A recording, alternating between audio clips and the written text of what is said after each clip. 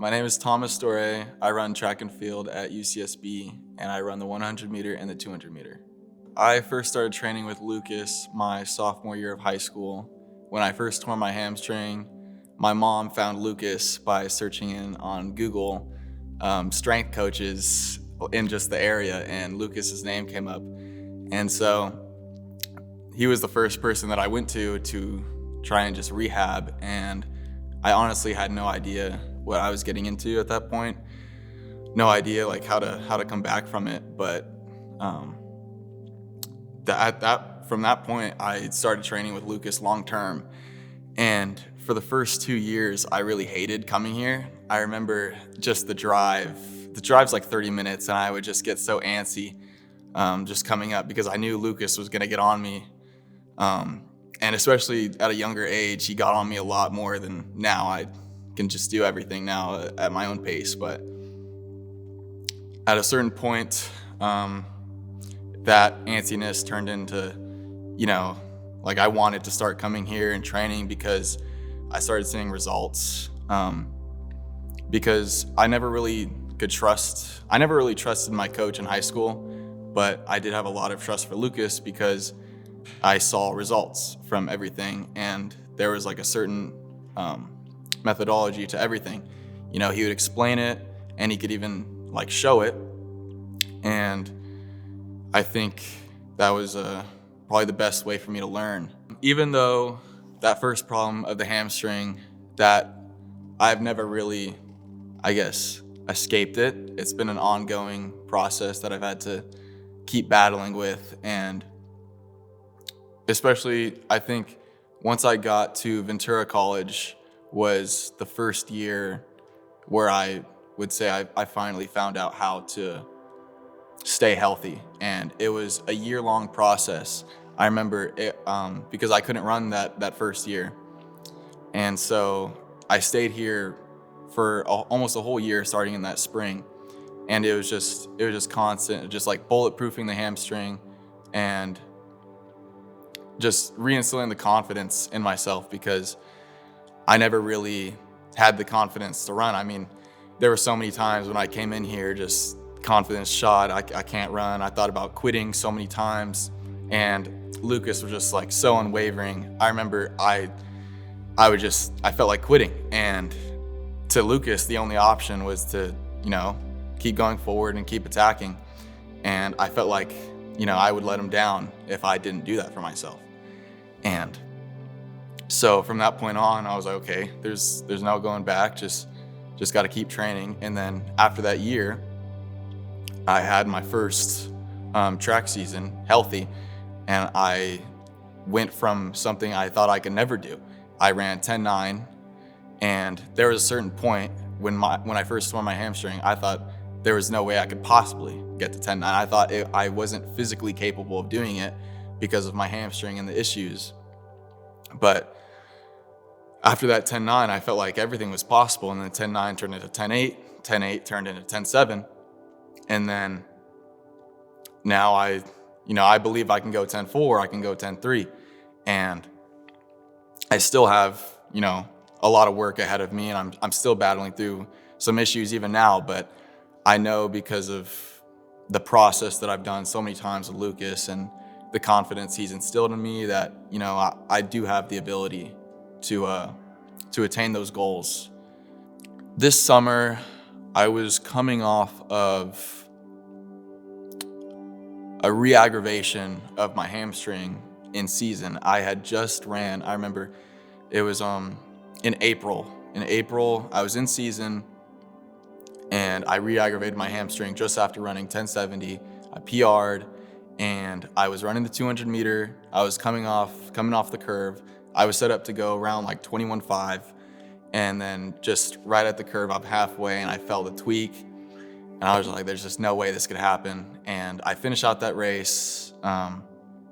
Didn't run nearly as fast as it would have been, but still PR while tweaking my hamstring halfway through the race. But right after that happened, I was like, okay, maybe I can come back in the season. My first thought was Lucas.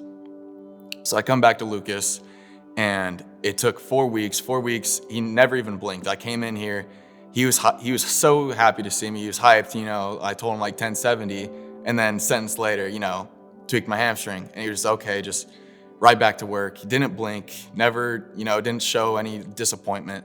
Just okay, how can we get you back? And for me, that was like I needed that, because I thought, not again. How could this happen? It was so long without my hamstring tweaking, but and then 4 weeks later, I was actually able to come back to the season, and I wasn't, I didn't come back how I was at the beginning, but I was able to come back and sprint. I was running like 11 flat. I didn't have the same burst that I had, but just the fact that I was able to come back in that same season really showed me that it's not over and that it wasn't the end of the world. And it was just a learning experience from that race, because I was overextending and I was getting back into the same habits that first caused the hamstring injury. But then after that led into summer after that season, and we attacked the summer pretty hard. It was me and Jackson, one of the other fast kids that comes here, and it was just constant work with some other NFL guys. It was great just to be in that environment with fast people, just competitiveness. And some of the guys that they would get on me, Troy really got on me for being like out of shape, having an old man beat me, and he was beating me until, I got a little bit of my speed back. But it was just a lot of hill work, a lot of testing, a lot of speed testing. I was running, the first one was 9:25, and that was the first record. And then after that, it was just me and Jackson going back and forth for the record. He has the record right now, but I know this summer I'll be able to get the record back. But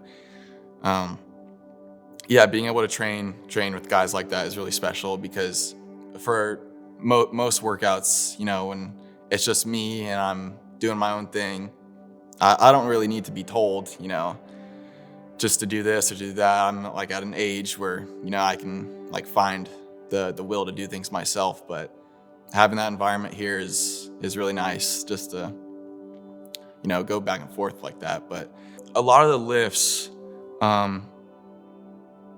it was a lot of power stuff. It'd be concentric squats where it's just like explosive power going up as fast as I could. And that translated a lot to my speed, and the best, like my strong suit is my acceleration and just the power. We did power cleans, the squats, fast squats, so not just moving like a lot of weight slow. It would be moderate weight to where I can really move the weight fast, because at the end of the day, I'm a sprinter, and I'm not moving slowly, I'm moving fast. And we did a lot of plyometric stuff where it's just fast off the ground. And I've seen that translate to sprinting a lot, because at a certain point, once you get to top speed, you're just bouncing off the track really quick. It's just tap, tap, tap, tap, tap. And that's what like plyometrics are, really. My relationship with Lucas is a special one. I know he knows this. I never really, I'm not telling it to him every day, but he knows how much I value him as a mentor and a strength coach, obviously. But there's been times where, like, he kept me from quitting on myself, and like, that's just,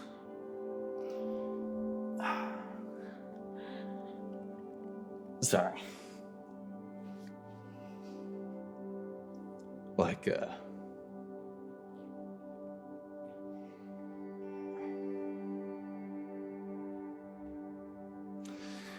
Like, he's been just such a father figure to me.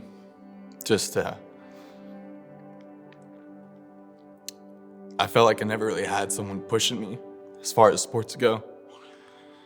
And Lucas has always been there. And I could never have asked for anyone better as far as, athletics go. And as far as my life goes, I know he will be someone that I can lean on for the rest of my life. And I hope when I'm a parent that I could send my kids to Lucas and they would just be, just straight beasts. I know Lucas will get it right. I hope there's a day where that happens, but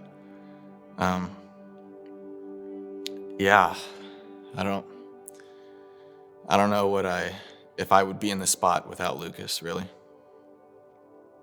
That was a great conclusion, man. Love you, bro. That was amazing, bro.